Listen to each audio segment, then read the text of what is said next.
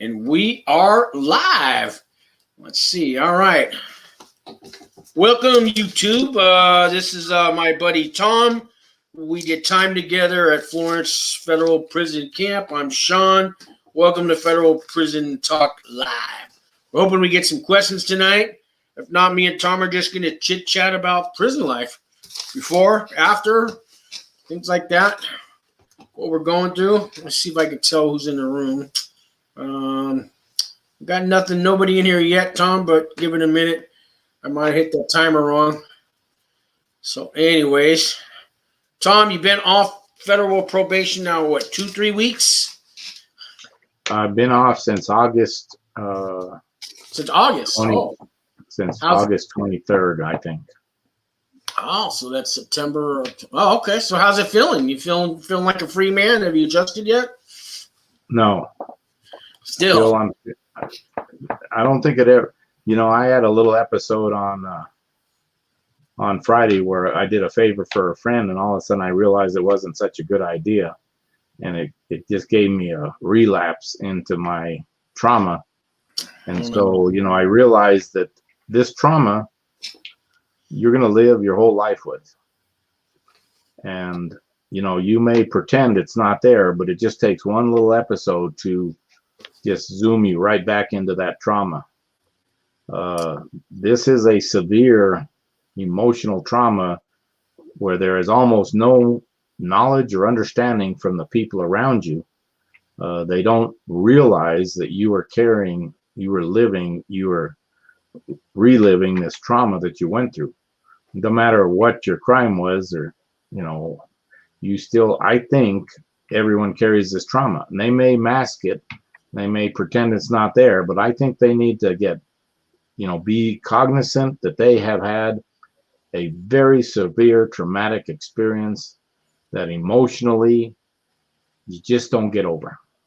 No, PTSD. I mean, I get it too. I get flashbacks. Sometimes I wake up in the middle of the night and I actually think I'm back in the prison, and you know, I got to go. Oh wait, things come into focus. I see my window and all. I'm no. Okay, wait. No, I'm not in prison, but you know, I wake up and sweat sometimes. We got 3 people in the room. Hey guys, how we doing? If you guys want to ask us some questions about federal prison stuff or anything that's on your mind, you know, feel free.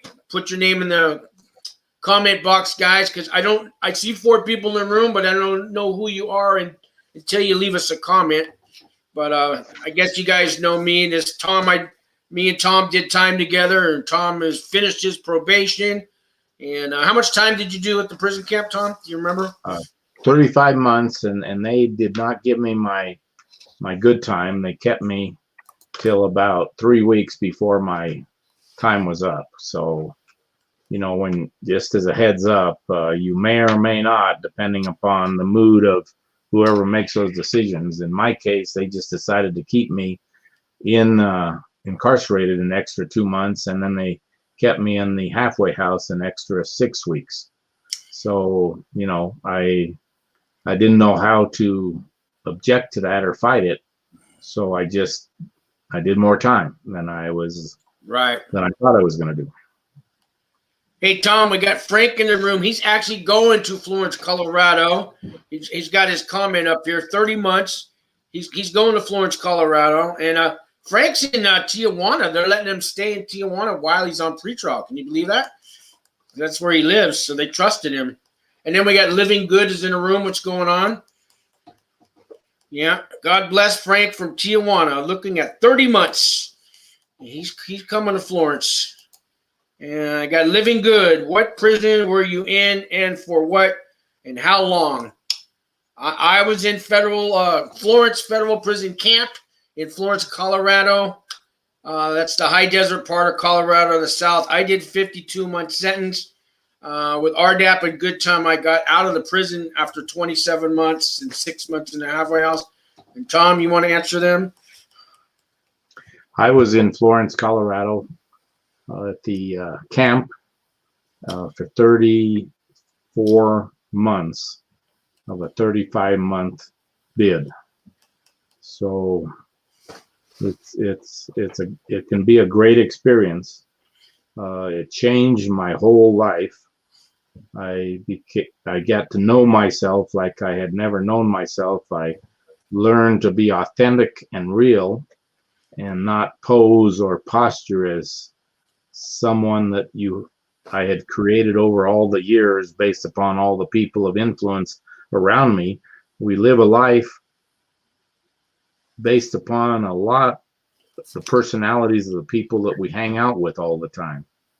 And what I realized when I had 34 months of being alone to just basically talk with myself and get to know myself, but maybe that's not who I really should have been. And so I came out of prison feeling like I was authentically me. It was like a stranger when I came out who I was. And so I'm still getting to adjust to the real me. So Sure. it's an experience. It's not bad. It's not horrible.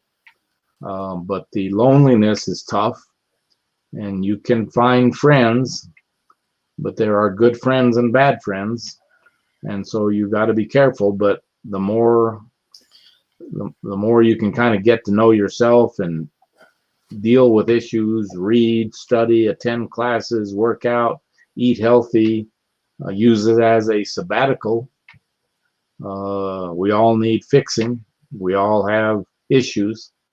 And so this turned out to be, crazy to say this, but maybe one of the best experiences of my life. I joke that I wish that had happened when I was much younger, because I think my life would have been totally different if I had become the authentic me, 20 or 30 years ago. Yeah, I agree. I mean, me and you. I mean, I'm 57. Tom, you're older than me, and we went in there, damn near in our golden years, anyways. So not the time to be going to prison, but it is what I don't get to pick my journey here on the planet of the Earth. I do get to make my decisions and choices that landed me in prison, but now it's all behind me. I don't ever want to go back. But well, Frank has a question here. How is the weather in that camp? So I remember it snows in the winter, but not a lot. It'll melt the next day or two. Summer's Frank, where do you live now? What's that? Where does Frank live now? Here, they're letting me live in Mexico. Frank is in Tijuana. Oh, he's the one in Tijuana. Yeah, well, yeah. The weather in Tijuana is very nice. It's warm. San Diego, south of San Diego. He's asking about the weather in the camp because he's going to Florence. Florence is in the Rocky Mountains, in the foothills of the Rocky Mountains. So you have all 4 seasons. So you're going to experience all 4 seasons, winter and fall. Winter, there's some cold days, and you want to be careful not to get on the snow detail, or you'll be up at 4:30 in the morning shoveling snow off the sidewalks. So yeah, that gives you some idea of the weather. Yeah, no, I remember they gave us some winter jackets. I mean, they weren't the best, but they did keep us warm, and they give you a beanie for your hat. I don't think you got to buy your own gloves. If you want a scarf. See, I've never used a scarf. I'm from San Francisco until I moved up there in the winter. Now I know what a scarf is all about. But that was a good thing to order on commissary. Did you use a scarf when you were out there? Yes. Yeah, because you could wrap it all around your face and your neck and everything like that. And yes. I didn't know. You want to make sure you get a good jacket. You want to make sure you get a good jacket. So how do they do that, Tom? How do they make sure they get a good jacket? Well, everything in prison is a hustle. So you're going to find ways to negotiate, trade, or buy better clothes. And you can buy a lot of stuff on commissary. You have to buy everything on commissary: underwear, socks, t-shirts, your grays, your warm-ups that you wear most of the time, except during the day when you wear your greens. But there's a lot of economic hustles going on there. You're going to want to make sure you have $300 to $400 a month on your books, if that's possible. You can earn money in there to put so you can barter, but you got to be careful what you do to earn that. You can clean cubicles, you can clean bathrooms, you can work, you can do a lot of things to make extra, not money, but credit towards bartering. Yeah. So it's pretty interesting economy in there. I don't think anyone realizes how big the economy behind the fence really is. And all the food that's stolen out of the chow hall that they turn around and resell, that used to just, you know how we had the chicken fried rice about once a week. You have chicken fried rice. I used to call it BYOC, bring your own chicken. Remember, Tom, you'd be lucky to get 2 pieces of chicken. Yeah. You get back to the range, and the guys are walking down the hallways selling that chicken that was supposed to go to me. I mean, if you're gonna steal, you're gonna steal, man. But don't steal the food that was supposed to go to me. Now you're stealing from me. And I didn't like that. Yeah, there's a lot of eye openers when you get in there, but you gotta, just keep your eyes open for the first couple months and be careful. Yeah, there's some guys, some guys find it hard when they get out to stop those little things like stealing, being entitled. Tom, I'm getting ready to move to New Mexico. If you guys don't know, I'm gonna work for a nonprofit called Wings for Life. It helps inmates. I'm going to be helping inmates when they get out of prison and stuff, get them to work and stuff. But I had to fill out an application for apartments. And there's a section in there about your criminal history, I called Tom up because it says, have you been convicted of a felony in the last 7 years? And I'm going, well, I was indicted in 2013, but was I convicted? I don't think they're going to check for a federal offense. I called Tom and I asked Tom for advice because I needed to do the right thing, but I'm still not to the point where doing the right thing completely on my own came naturally to me. So I needed to hear Tom tell me to do the right thing and check the box. Yes, I had a felony. I got convicted, indicted in 2013. Later on, I was convicted.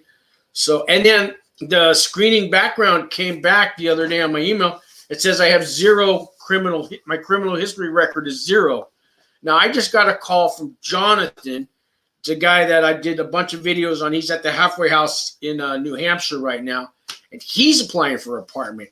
He got approved. He's getting ready to move in this new apartment, and he's asking me if probation's going to come by because he doesn't want anybody in the apartment complex to see the probation officers come in and check out his place and all that. I said, well, did you tell the landlord that you're on probation and they need to come by, or did you tell the landlord you have a criminal history? He says, no, I didn't do nothing. I said, well, what about the application? Did you check the box for a criminal history? And he's I go, well, if you check no for criminal history, you just committed fraud. So you just got out of prison for wire fraud is what he went in for. I go, so now you're still committing fraud. I told him I just went through this with Tom. So you get out and you're gonna check the box. No, you have no criminal history. So you're lying to your property management. You're committing fraud for personal gain while you're still in the federal halfway house. He's not even released from prison yet. And I said, you're still committing fraud. And that's why, so Tom, I'm glad I told the truth. It came back criminal history 0, but I still checked the box and wrote in that I did the crime. And see, it's hard for me to do these things naturally. So my point, guys, is we got a long way to go. Just learning, doing your time. Have I learned my lesson? Yes, but have I learned how to be these decisions, these choices? They just, you know what I mean? I think you guys get my drift. Thank you, Tom, for your help and I need to hear from another voice that I got to tell the truth for the rest of my life. If that's the way I want to live anyways. I want to be a productive member of society and be a a legal citizen, but I can't be lying. I can't be lying on Well, forms. we've developed bad habits from 5 or 6 on, and depending upon who we hung out with, we get more interesting bad habits.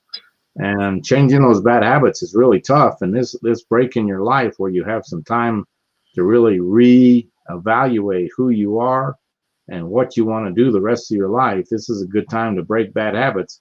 Because if you come back out and if you didn't change a lot of your habits and make some strong decisions about what you're going to do with the rest of your life, the probability is you're going to get popped again and go back in. And especially if you're on the drug side of the equation. Yeah. Hey, TJ, how you doing? TJ's in the room too. He says, yep, same way in the state. I'm not sure what that was referring to, or I forgot where we left off. I know TJ's waiting to get sentenced too. So I know he's going through it. He's on his pretrial.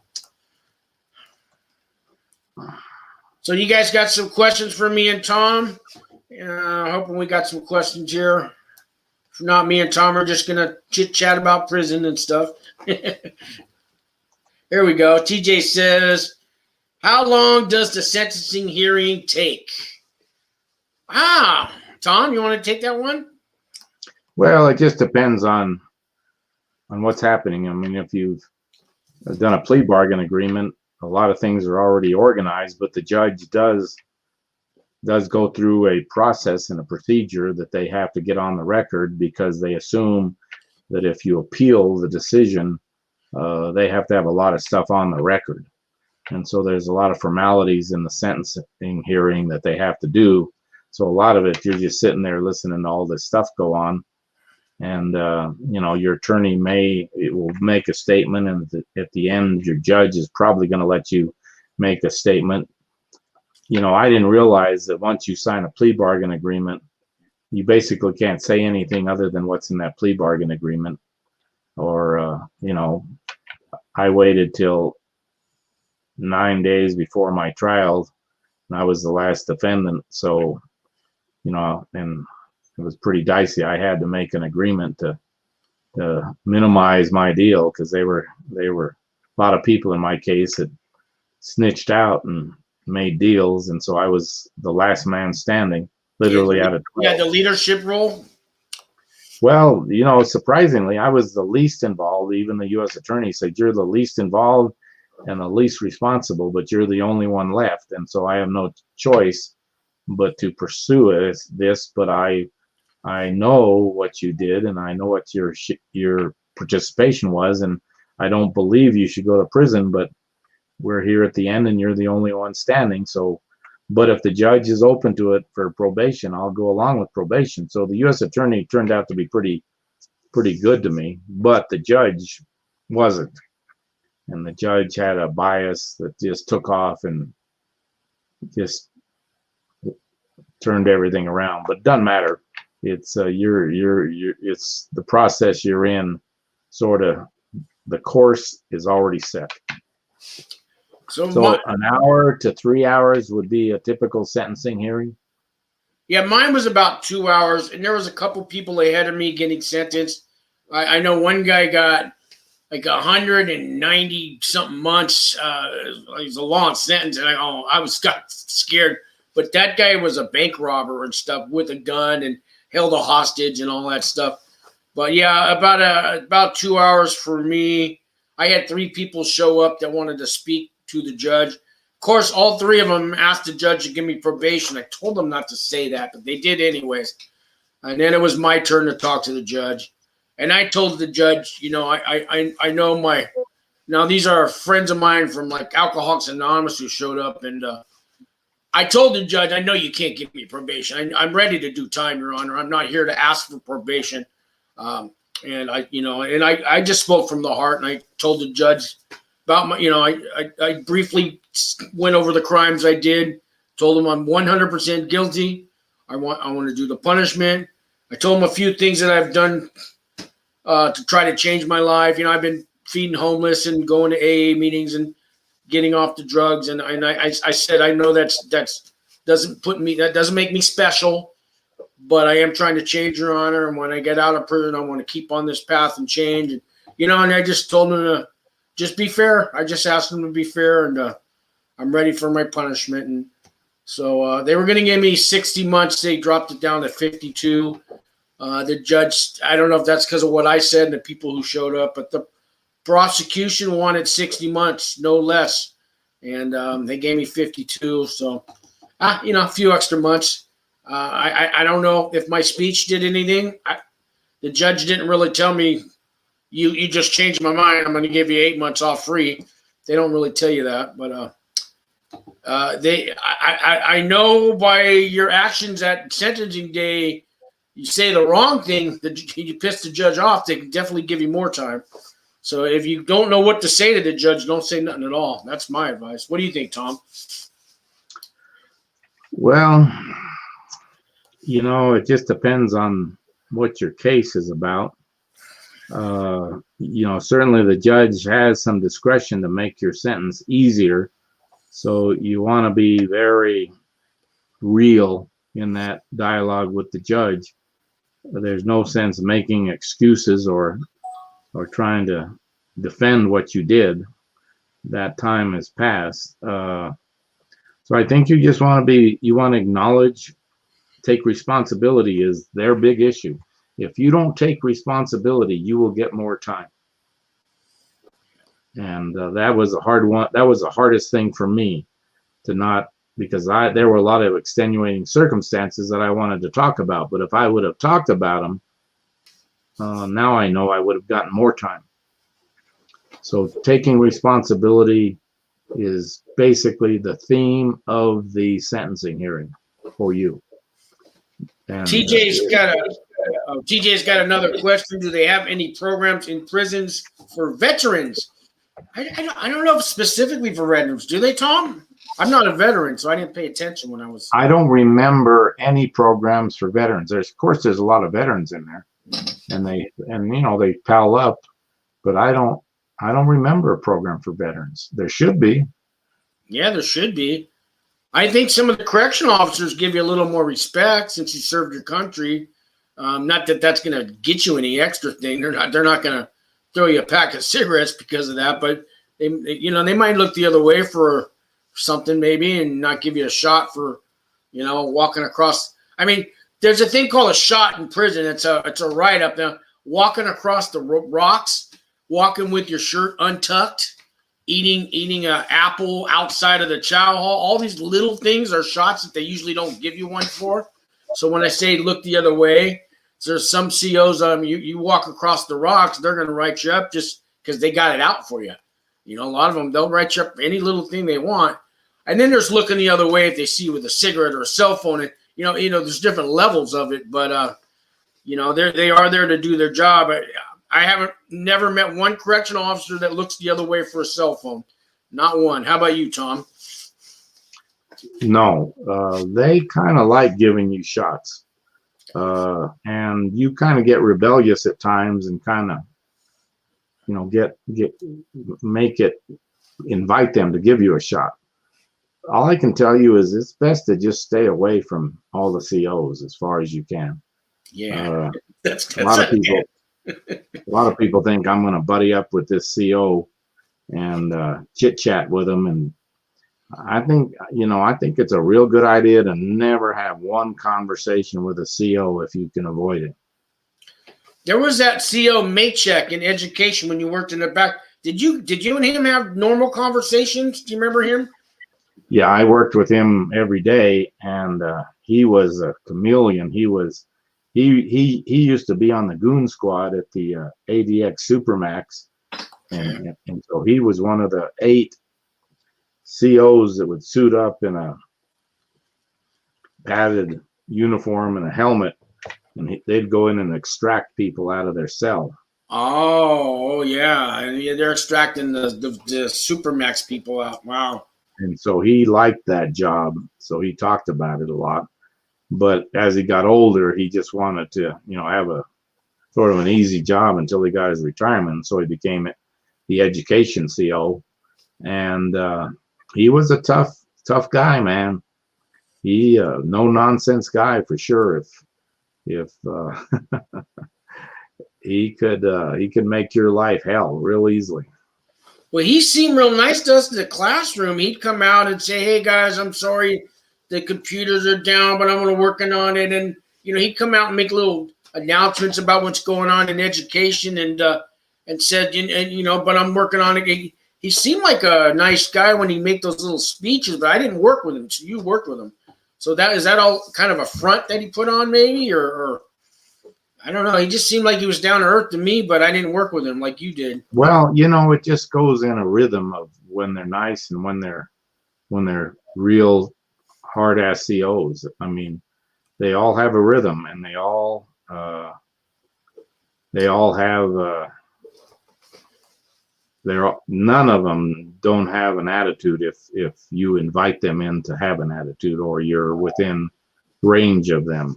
Right. They got a tough job. See, they rotate in and out from the other campuses, the high, the medium, the low.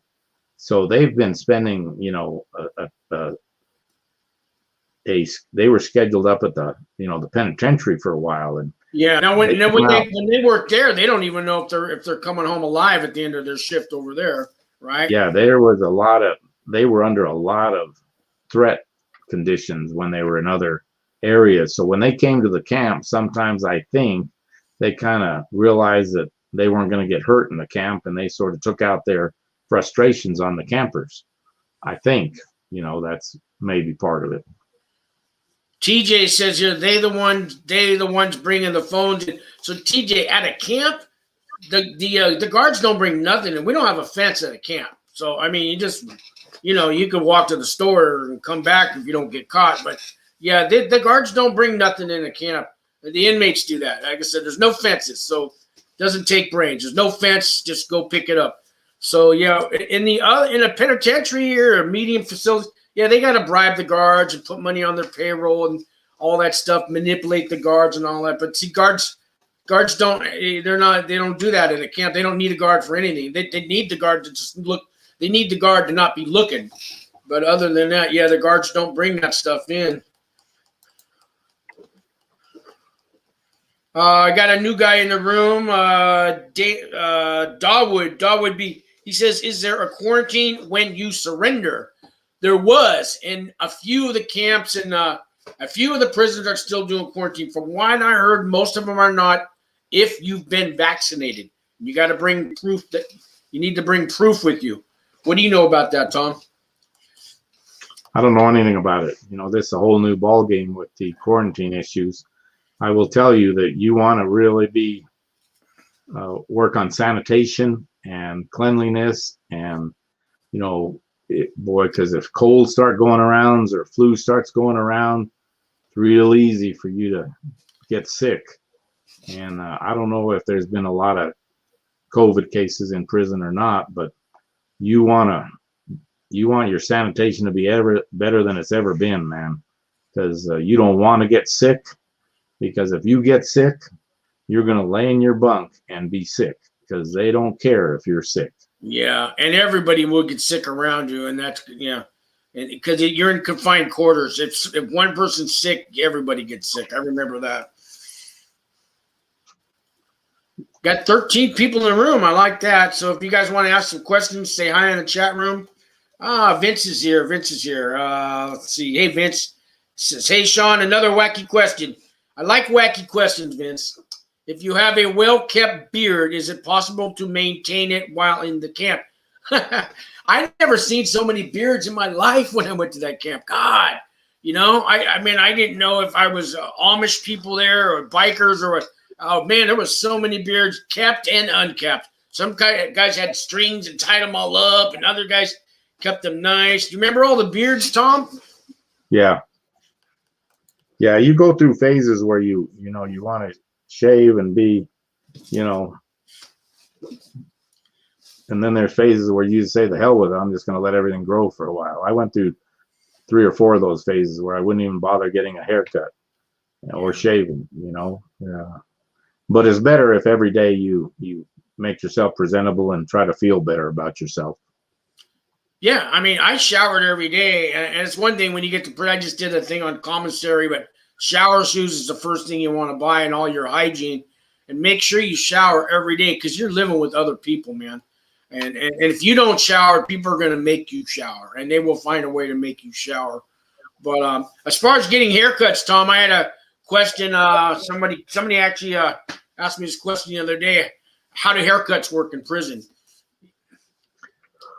Well, you know, that's a pretty good job. If you have any barber skills, you should perfect that real quick. Go brush up on it, because that's a pretty good job in prison, cutting hair. And you get some gratuities from people for cutting their hair. And it's, you know, you have some nice conversations. And so, yeah, if you have any inclination, that's one of the better jobs, in my opinion, behind the fence, is cutting people's hair. And people respect you and like you because you've developed, you know, a man-to-man relationship with them while they're cutting your hair, and that's not a bad gig. Yeah, we had 3 or 4 barbers, guys, and it's a regular barber shop, and then a whole lot of stuff inside. But there's a barber chair, it spins around, and the sink and all that. They even had a barber pole on the outside to advertise, and different guys would take turns on which days that they worked in there. Some of the larger prisons might have, you know, 10 barber chairs all lined up, 3 or 4 barbers working. But so the haircut's supposed to be free because the prison pays the barber to do that. But it's customary to give a tip. I heard anywhere from $3 to $10. So in my camp, we use tunas. It's $1.45 a piece for a tuna, like $1.50.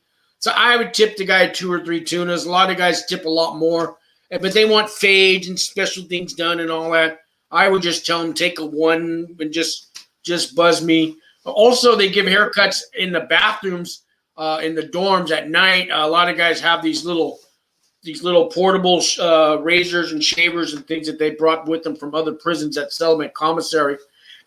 And they'll set up little barbershops in the shower room, at the bathrooms. And I've seen like 4 different little barbershops going at once. And those guys charge about $10. They take an hour to cut your hair. And that's, you know, but those guys are kind of, they got regular customers and they do it like that. Or you could even pay somebody. You could rent a pair of clippers and do it yourself to one of those guys that has the clippers. You know, if you didn't want anybody cutting your hair. So that's a few ways you can get your hair cut. Tom, it looks like there's a question for you. TJ. Yeah, I see that. Yeah, TJ, you know, I don't think I'll ever get over the whole prison experience. It's going to be challenging for anyone. I mean, you can go in there and pretend like it's not, but I'm pretty sure everyone who goes behind the fence or behind the wall ends up with some trauma that lasts a long time.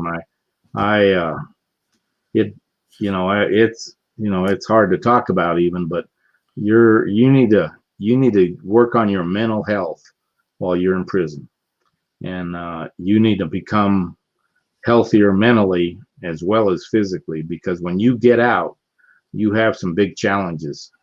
We'll talk about that here later in the program, but I thank you for thinking I'm over my whole prison experience, but I can assure you that it's, you know, people may not see it, but it lives with me every day. Tom, you know those talks me and you used to have in the law library. I don't know if I've ever thanked you for those, but yeah, you got, you know, just having somebody to, like, I don't know, what's the word, who's somebody intelligent to talk to in prison. I'll just say that. Who, you know, like, there was times we had some talks and we talked about the future and what we're going to do when we get out, but we also talked about what was going on there. And I don't know if I could ever thank you enough, but like, it's an honor to be here today, out of prison, and here we both are on this show. And, you know, when I got to meet you in Albuquerque, and I mean, it's just an honor that, like, you know, I really, Tom, just, you never, I didn't go to prison expecting to make any friends, but I'm sure glad I met you, you know. Well, back at you, Sean. You know, you meet some good people in there. There's a lot of good people that sadly, you know, ended up making a mistake. You know, none of us are innocent. You know, I would talk to a lot of guys because I worked with the jailhouse legal team, and so we were reviewing cases all the time and dealing with appeals. We had a former U.S. attorney in there who would do the do the motions for appeal or any kind of motion that would have helped the inmate. So I talked to a lot of people. I mean, literally being in the education department, everyone who came to Florence to the camp had to come sit down with me and schedule their programming. So I had an opportunity to talk to a couple thousand men for 5 minutes or 5 hours or sometimes days. And I learned a lot. I got to know a lot of good people. But there's still some jokers in there who just want to play games. So yeah, and then I forgot the 7 Habits class, and we were both mentors in that for a few times. And yeah, maybe we can talk about that. Here's a question from Vince, real quick. Can I put money on my books before I self-surrender? It's funny. Remember, Tom, we were just talking about that. Yeah. So I didn't put my money on till the morning I checked in. What about you, Tom? Yeah, that's exactly what I did. I checked in at 2 o'clock, and so that morning I had my girlfriend and my daughter with me, and we went and had breakfast, and then we went in Western Union and wired some money into me. I mean, I didn't know I needed money in prison. I was surprised, but really, it's changes your life if you can have $300-400 a month wired in, or so that you can have a few comforts while you're there. Sometimes just cooking your own meal with some of the commissary items is just a relief. On Saturday nights, we almost always cooked our own meal, and we had a little group together, and we share the cooking responsibilities, and we just have like a little group dinner together, and that was just something I look forward to. Yeah, I lived on $100 a month. A guy named Walt Pavlo, who went to prison. He was doing some prison consulting, but I had called him up. He had videos on YouTube, and I had no money to hire him, but he's put $100 on my books the whole time I was there. Every month, was never late. He teaches criminology courses now at Southern University, Southern Boston, and he's I'm still in contact with him, and he's helped a few guys out, and that's one of the reasons I do this channel. I want to give back. And when I get to the point that I can maybe sponsor somebody and put $100 on their books, I can't do that right now. I'm barely paying my rent, but it's going to happen. But at least I can help you guys right now. And so I had $100 a month, and then I made maybe $35 a month for my job. So I made that work. Some guys do spend $300 a month. You can spend $360 a month at commissary, not to mention money you spend on MP3 songs for your MP3 player, not to mention money you spend for writing and sending emails. That could be very expensive at 10 cents a minute. And some guys, they're on that email terminal,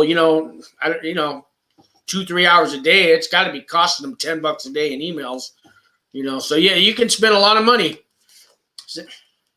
What time do you have to wake up in the morning? Well, if you want to eat, you have to be there at 7. If you're not there between 7 and 7:30, you're probably not going to have breakfast. So the other thing is, if you need medical attention, you got to be there at 6. And if you're not there at 6, you won't get any medical attention. You don't get great medical attention even if you're there, but at least you have a chance of getting a little medical attention if you need it. So yeah, you get up in the morning and you start your day, and it's good because you just got to get going and get busy with doing things. You got to go to the library and get some books and start reading, and you got to go to classes. You'll get a job there within a month or two of being there. But everyone works doing something, and like one of the guys that was happiest was the guy who did the maintenance, and he was a big contractor out of Denver, and he loved doing maintenance all day long. So he felt normal just doing maintenance around the camp, and he got a lot of respect and a lot of benefits because he was able to fix plumbing problems or things that got broken. He could fix them. And so you want to find something where you feel some sense of pride and fulfillment. Yeah, gives you a sense of purpose, and and your health. Yeah, and some people you just need to work. It makes time go by. You feel self-worth. You know what I mean? It doesn't. You don't do it for the money, not in prison. But yeah, I agree. Next one here, TJ Sam probably. Miss, you know what he means by that? I'm not sure what he means by 5 that. a.m. He said 5 a.m. Oh, 5 a.m. That's not Sam. That's on my eyes. All right. Yeah, I think I got up at 5:30 and I'd jump in the shower. First thing I did, get dressed, and I had a coffee and breakfast was at 7 to 7:30, or was it 6:30? I usually went to breakfast. It was usually during the weekdays. It was oatmeal and toast, or cereal and toast, or pancakes or French toast. And on the weekends, you get bacon and eggs and potatoes and stuff like that. The cereal was fine, where they give us a banana and some. We had the honey bunches of oats going there for about a year. Honey bunches of oats and a banana, and and that worked for me, and some coffee, and toast. I was good with that, man. That ran out after about a year, but I remember it was a generic version of honey bunches of oats, but that was a good year. Then it went back to just plain bran, like Raisin Bran without the raisin, or cornflakes. Here's another question from Vince. Heading to Morgantown. Anyone in the room heading there? Anyone have any insight? I hear it's one of the better camps. I know Morgantown used to be an old college, like a community college, not a university. From what I understand, it still is, and you live in the college dorms. Somebody said when you go to Chow Hall, it's across the street from the college, and you actually go outside on the sidewalk where cars drive by, wait for the light to turn red and say don't walk, and you actually go as a group to the Chow Hall. Do you know anything about Morgantown, Tom? No, I don't. I'm sorry. Yeah. What city is that in? I want to say Pennsylvania. I could look it up real quick. TJ says, heard Morgantown is pretty sweet. Yeah, I heard that too, TJ. But I also heard some stories that guys sneak out of those dorms at night and they go to town, and you know what I mean? I don't want to get you guys. I don't want to tell you. There's a lot of myths. I've heard stories about guys bringing women into the prison and the camps. And I think all that's just fairy tales. But yeah, who knows? West Virginia. Morgantown's in West Virginia. Okay. All right. Vincent TJ says. And Vince says, thanks, TJ. And Vince says, West Virginia. Oh, he's got it. Yeah, they're all saying West Virginia now. All right. Great. Tom, do you remember, did you had out of all the meals we had there, the different ones we had, was there any ones that you liked? Any days you liked? The only meals I liked was Thanksgiving and Christmas. Well, Thanksgiving's coming up. Maybe we should talk about that. Do you remember what they gave us? No, they gave a full Thanksgiving dinner. They went out of their way on Thanksgiving. That's a tough weekend for us incarcerated. When you're incarcerated, that's a very tough weekend, because your family is hurting and they're trying to celebrate Thanksgiving without you. And boy, that's a tough weekend. The holidays are tough. Your birthday's tough. Father's Day's tough.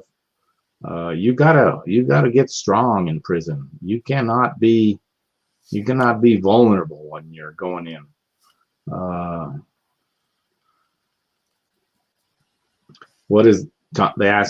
Vince asked me, what's the best part of doing time at the camp, and what's the worst?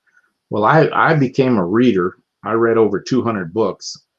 I had people lined up before I went in to send me in a book a week. So I had a new book every week. So I picked the books I wanted to read, and I had family and friends send them in. I made a list of all the books I wanted to read, and I sent them to my family and my friends and said, if you get a chance, send me this book. And they did. I walked out of that camp with over 200 books. And so reading was good. I wished I'd worked out more. I wished I'd really got into a serious exercise program, because that would have helped the mental health part.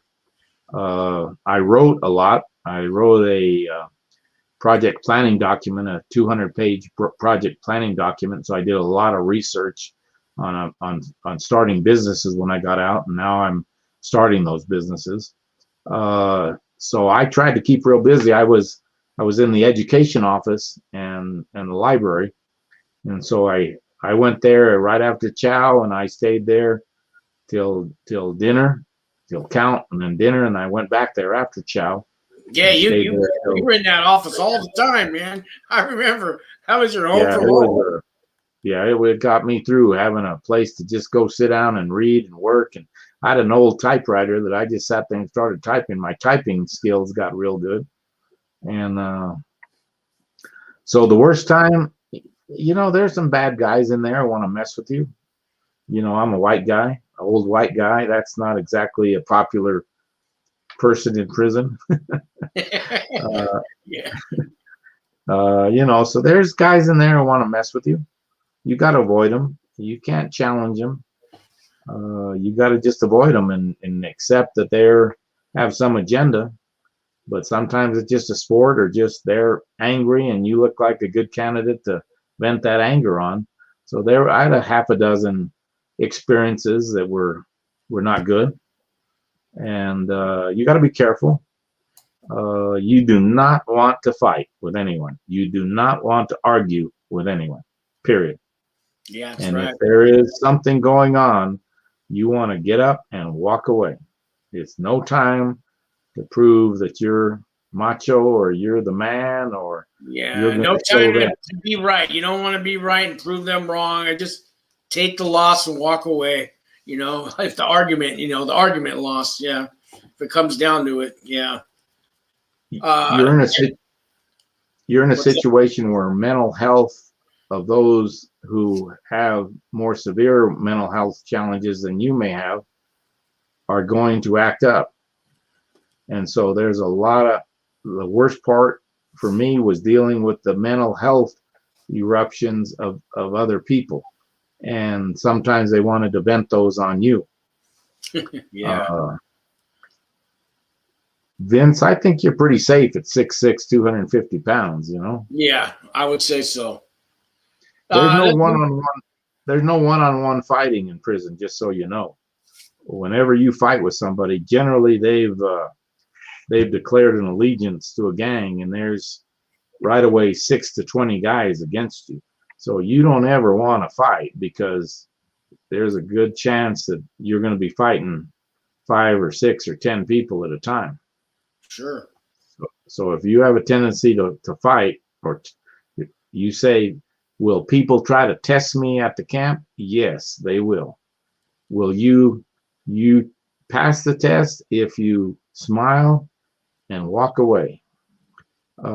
If you want to prove you're the toughest guy in camp, you're going to have several sessions, and once you prove it once, they're going to come back again. And I don't think you should ever fight anyone. And if someone tests you, I think you should smile and politely excuse yourself, and maybe even eat some crow and apologize if that's what it takes, because there is no winning a fight in prison. Right. Tom, you're right. Hey, I want to go back here. I missed a few guys' questions. Brian, hey, what's going on, Brian? What's the maximum I could put and have on my books? I've heard $10,000. What do you know, Tom? Yeah, I a lot of people accumulated a lot of money. Depending upon what's going to happen when you get out. If you have financial capability when you get out, you're fine. But when I got out, I had nothing.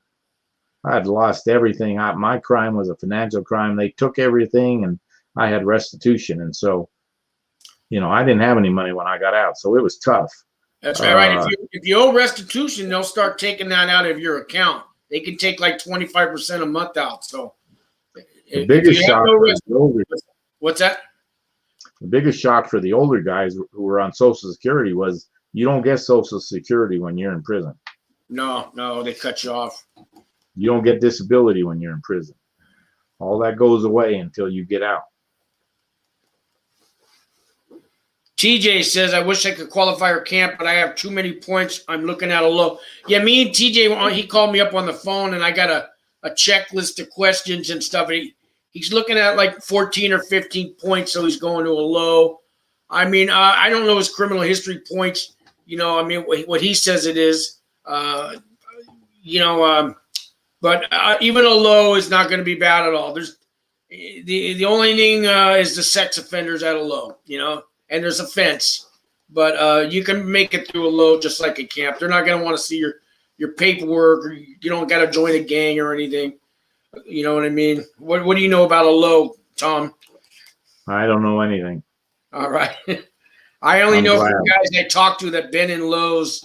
Well, the one thing I'll tell you about being in a camp that I did not know, you know, I was under this illusion that a camp was a bunch of white collar guys going to a camp, but in reality, the camp is just a step down from the low and the medium and the high. So people who have done their time, as they get closer to, you know, getting out, they'll transfer them into a camp. So you're going to end up with some people who've been in prison for 10 or 20 years in the camp. And I didn't know that. And so those guys are they have a whole new set of rules that they bring with them from the low, the medium, and the high that you got to kind of understand, because they don't like camps because they run differently than where they've been. That's right. But yeah, a camp is not just for everyone who's been in a camp. So hopefully, TJ, if you're going into a low, at some point they'll transfer you to a camp, and you want to work that out and be aware of that, because I think the camp's better. Most people who came from the low said that a camp was better, although they didn't like the lack of rule politics, they call it, of how everything is controlled by the inmates. Although there's still a lot of politics in the camp. I got this Grown Little Boy show. That's not Larry. Larry, you're not. Grown Little Boy show. There was a guy, Larry McGee. He's been on my show before, and I don't think you're out of prison yet. Maybe that's his wife running the channel. If that's Larry and you're out of prison, say hello. I'm thinking this might be your wife running the channel while you're in prison. But anyways, Grown Little Boy show. Check out his YouTube channel, guys. That's Larry. He's supposed to be in Mendota Federal Prison Camp outside of Fresno, but maybe you got out. We got Vince says, Grown Little Boy show in the house. Welcome, welcome. Oh, yeah. They know you. And he's saying, hey, Sean. That's not Larry. Larry, that's not you, is it? Are you out? Did you get out? Because Larry, I got a Corlinks email from saying that you will no longer be sending me emails from Corlinks. Now, I don't know if that meant you cut me off or you got thrown in the shoe or they cut your email. I don't know what that was about. So if that's you, I'm glad you're out. Maybe you got out earlier than I thought. Anyways, TJ says, I've done 30 months of state, now looking at 8 to 14 months fed. Oh, yeah, that's right. We talked about that. I think, Tom, we did that little pretrial anonymous thing. He was the guy looking at, he got in a fight on an airplane, and they made it a federal offense. You know, you've seen these videos lately about passengers fighting on the planes, Tom. Have you seen these videos? Yeah, yes. He's one of those. He's one of them. So he's not sure what he's going to get. Vince says, he's asking TJ if you have a nice break from this wacky society. Breathe and prepare for your comeback. Yeah. Yeah, your comeback is real important because you have the opportunity to 100% change everything in your life. You can be the authentic you, and you can start a life of exactly whatever your passion is. No matter, you can create an exciting life for yourself, a very fulfilling life for yourself. You don't have to redo what you did before. You can come out brand new, reborn, religiously stated, and start doing exactly what you want. So you want to figure out, what would I do if I could start over? Because this is a start over for you. And this is an opportunity for you. And you want to get prepared for whatever that is, to come out and be strong and live an exciting life, a fulfilling life, a life that makes a difference for you and your family. The Grown Little Boy Show. This is his assistant. Okay, I didn't think Larry was out yet. I had his date written down. Let Larry know the core links won't let me email him anymore. Ask him to put me back on his core links so I can email him. Tell him they cut me off for some reason. I don't know if it was me. Have something to do with my channel. They might not allow him to talk to me anymore. That'd be the first time. My probation officer knows I have this channel, but BOP might think different. I'm not sure. But I have other guys I correspond with in prisons, and they haven't cut me off. So let him know. Oh, assistant. Yeah. Okay. Yeah. Hopefully he is well. All right. You don't know who I'm talking about, Tom, do you? Larry McGee. Did you ever see the interview I did with him? Just the first part of it, but I didn't see the whole interview. He got 18 months. He's in Mendota. He told me they're only giving him 3 months halfway house time. Oh, by the way, I just got an email from Otis. If you guys remember, I did an interview with him. Was he from Alabama, I think? He got 2 years, but he got 10 months halfway house on a 2-year sentence on 24 months. So he wasn't eligible for RDAP, but he got 10 months halfway house. So you guys are wondering how much time can I get off and all that. 10 months halfway house time. Plus he'll have 4 months good time. So he's going to get 14 months off a 24-month sentence. He's only doing 10 months. So there's hope for you guys. They're giving away a lot of halfway house time now, guys. Another guy got who was that? Raheem. He also got 10 months. No, yeah, 10 months on a 24-month sentence. Somebody else got 8 months on an 18-month sentence for halfway. Anyways, they're giving a lot of halfway house time out, guys. So you guys are getting ready to go in. When me and Tom went in, you're lucky to get 2 months halfway house time, right, Tom? When we were in there. Oh yeah, and I was supposed to get three and a half months of halfway house time, and I thought I was going to get 48 hours in the halfway house and sent home to home confinement, but they kept me in Florence an extra 2.5 months. No reason. No one could ever explain to me why. They actually called me in one day and said, "Do you want to go home next week?" And I said, "Yes." And I quit my job and got ready to go home. And 2 months later, I was still there. It was a miserable 2 months, thinking any day they were going to call me to go home. But let me say this about halfway house. Halfway house is not better. There's a lot of people told me that you should just finish your time and be done with it and not have to go to halfway house. You got a good routine going when you're in a camp. And when you get to the halfway house, my halfway house was just a warehouse with 58, with 26 bunk beds in one room.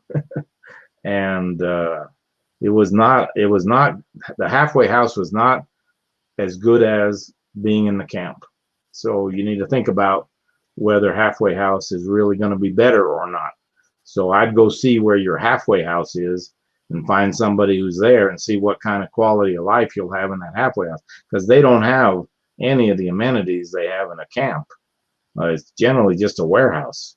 So, you can get out and be on work release, and I got out on a work release, which made mine better.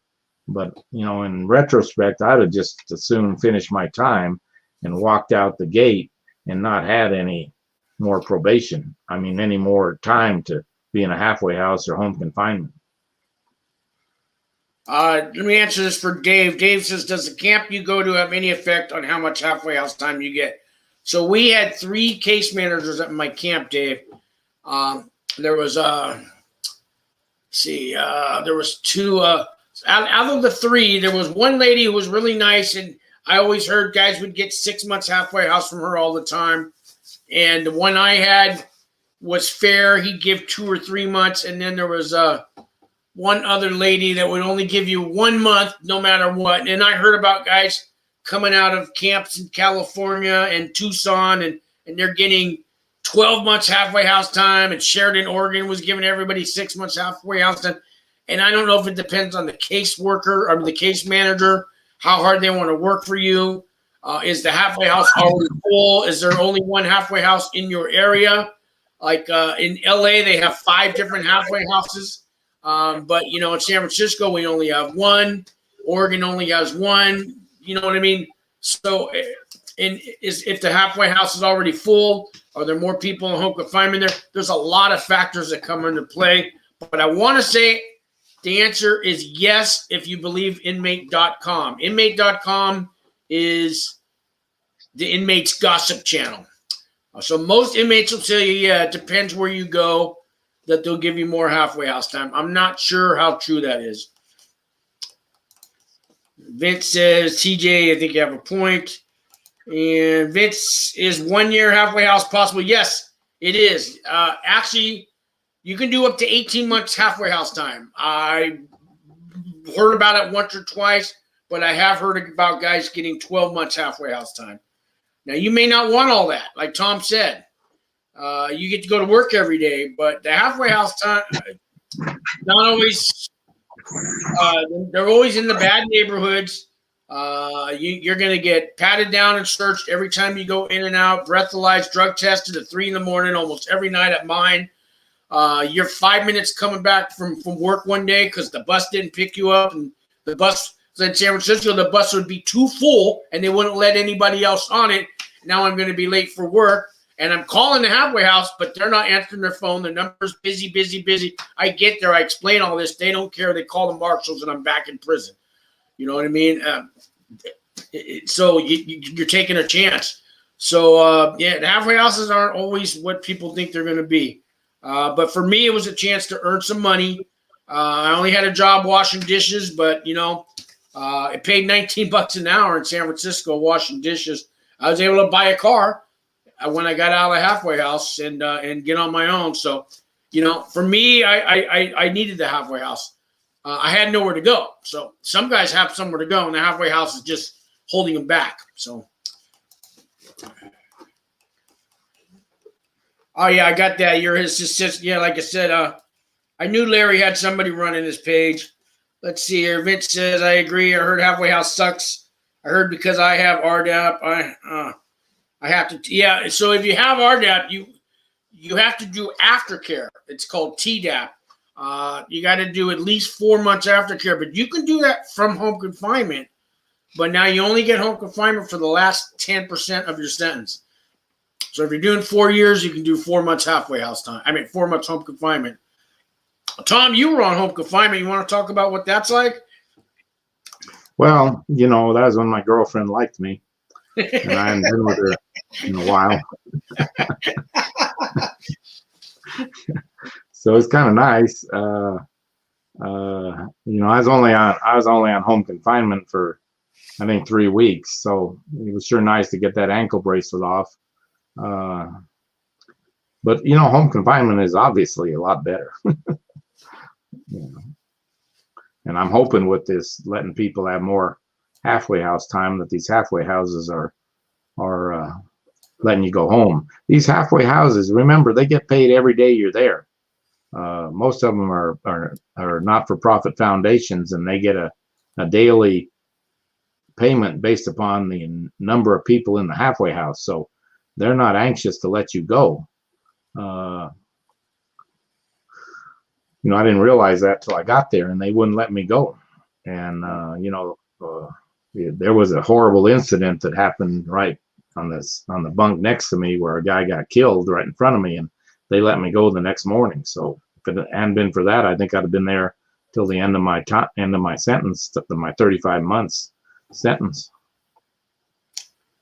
Yeah, my halfway house time was mostly people from the penitentiary in there too. Very few campers.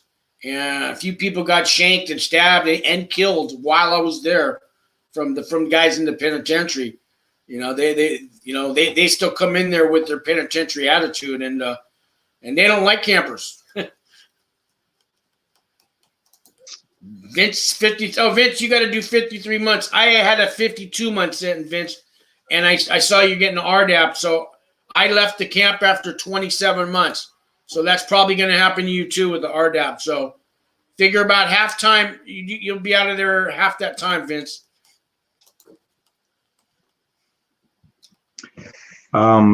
Dave, you asked, can you arrange a job with a friend or family that has a company or business to hire when you get to the halfway house from camp? It just depends on your counselor whether they think that's a legitimate job or not. A lot of times they're skeptical of those kinds of jobs and think they're not a real job. They're just an accommodation. When you get out, no one trusts you or has any faith in you. They all think you have some sort of hustle. So getting a job with a company or business that his friend or family has is doubtful. I mean, you might be able to make that argument and pull it off, but it's not just because they have a job for you doesn't mean that they're going to approve that job. And they turn down a lot of jobs that people want or have because they just don't think they're the legitimate jobs that they should have. Yeah, you can't work for yourself, and usually you can't work for a family member if they know it's a family member. A friend, they're not really likely to know that you know them as a friend, but they have to. They'll usually visit the employer. Employer's got to sign a paper that states that you're still in prison and living out of halfway house time. The employer's got to email your work schedule every week to your job counselor at the halfway house. It's all got to be approved. Plus, they're going to come out on the job site, make sure you're there. You know what I mean? And so you can't hide anything. So whoever you do work for, it's a lot of paperwork and hassle for them to hire you too. So not all employers want to deal with that. It's not that they don't mind hiring felons, but they don't want to have the extra paperwork to do on top of that. So you got to consider all that. There's also a tendency when you're working for a family or a friend to think that you have all this freedom, and so it's very easy to violate the terms of your work release agreement, and so you very easily could get yourself in trouble. And if you get in trouble in the halfway house, they're just going to send you back to the camp, and that's no fun. So you want to just assume until you finish your sentence that you are still under the auspices of the Bureau of Prisons or the state jurisdiction that you're in. And if they can violate you, they love to do that. That's a real, they have a real interest in violating you. If you give them any chance at all, they will violate you and send you back to prison. So you don't want to get presumptuous that you're free, because you're not free. You're not free until you finish your probation. Because they don't want to give you the home confinement. They don't want to let you go, but they have no problem sending you back to prison either. Yeah. Yeah, I met people every week in the education office that were violated either at home confinement or at the halfway house, and they just got sent back. They will send you back for almost anything. You may not even realize you're violating something, and you will be. They will send you back. They sent a guy back at my halfway house for opening the window because our windows were all kind of nailed, wired. They were wired shut. You weren't allowed to open them. And a guy went and found some tools and took the screws out to open his window. And it had some kind of foil alarm on there. Anyway, he got sent back to prison for that. Destruction of property, violating this, violating that. Yeah. So like Tom said, any reason. If you there was another guy who was filming on his cell phone inside the halfway house, and they sent him, and he put it on Facebook, and they sent him back to prison. They don't want the press or the media or nothing to see inside that halfway house. You can't even take a picture of the floor. And that phone that you have in the halfway house, you better use it sparingly, only for conversations with people you need to have a conversation with. They check that phone every night. You have to turn that phone in every night. And they're going to see what you've been looking at on the internet, which you're not allowed to access the internet, but your phone many times will access the internet, and you're so anxious to get on the internet, you'll get on there for anything. But if you get on the internet, or you make any inappropriate calls, or if you call somebody and get in an argument with them, they'll call the halfway house, and they might violate you over that. So you may have a phone in the halfway house, but that doesn't mean you have freedom. That's true. This is from TJ. If you get disability, will they make you work in a halfway house? Mine didn't make you work, but they would make you do some kind of a chore. Even if you're in a wheelchair, they'll find some kind of chore for you to do. Disabled chore. And sometimes they make you do community service. Depends how disabled you are. If you're just getting a disability check, but they see that you can walk around, maybe you can push a broom, maybe you can wipe off tables, you can clean walls, you can do something. That's what they're going to try to do. If you're total disability, you can't do chores or anything. They'll still let you stay at the halfway house, but they're gonna give you attitude. What do you think, Tom? Well, disability, I don't know. You better check and see whether you can get your disability income when you're at the halfway house. I'm not sure you can, so I don't think they would count that disability. I'm not sure they're going to respect that disability status you have a whole lot. If you're really in a wheelchair or you're missing a limb, you probably get some sympathy, but there's no sympathy for any of our issues. No. Yeah, they did say you should have thought about that before you committed that crime. Dan Dawood says, can you refuse to go to a halfway house? Happens all the time. A lot of guys do. Yeah, they don't want it. They don't want it. They don't want it. Too many rules. Back to the disability. What was the guy in the wheelchair that didn't have any legs? They didn't care that he was in a wheelchair with no legs. They still made him go work at the maintenance shop. Oh, that's right. Yeah, we had about 7 or 8 guys with one leg at that camp at one time or another. They all had jobs. They found something for all of them, right? Yeah, disability doesn't get you anything in prison. Yeah, you didn't get out of no work. They found something. They had the condiment crew for them or something where they sit down. Those guys that would sit there and fold silverware and then chow hall. Remember they roll plastic silverware in the napkins. They'll find something for you. You're not getting out of work. Yeah. One leg, no leg, they found something for you to do. Same way at the halfway house. If your arms are working, then you can work from the chest up, They'll find you a desk job or something.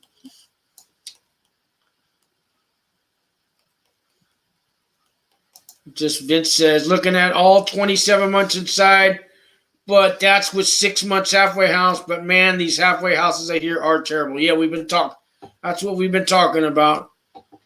I've heard of a few good ones, the smaller ones that might have been maybe a Motel 6 they turned into, and it's 2 guys per room. And in small towns, I've heard some of them are all right, but most of them, yeah, they're money makers.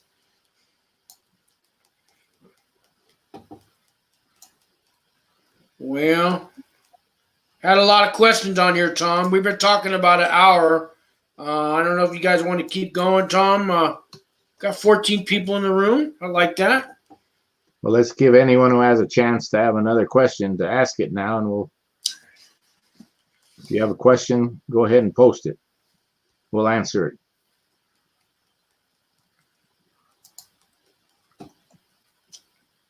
Can you refuse to go to the halfway house? Well, yeah, you can stay in the camp or the low, and that's not a bad option.